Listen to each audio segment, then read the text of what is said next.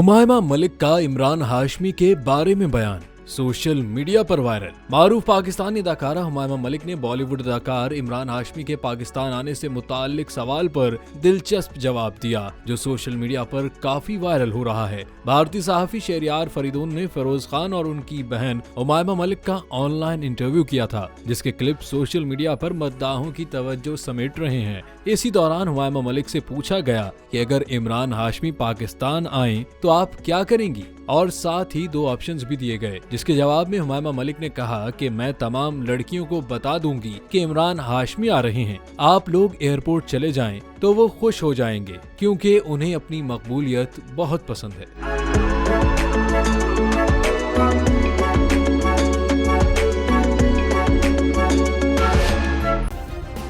Subscribe करें और bell दबाएं ताकि कोई खबर रह न जाए।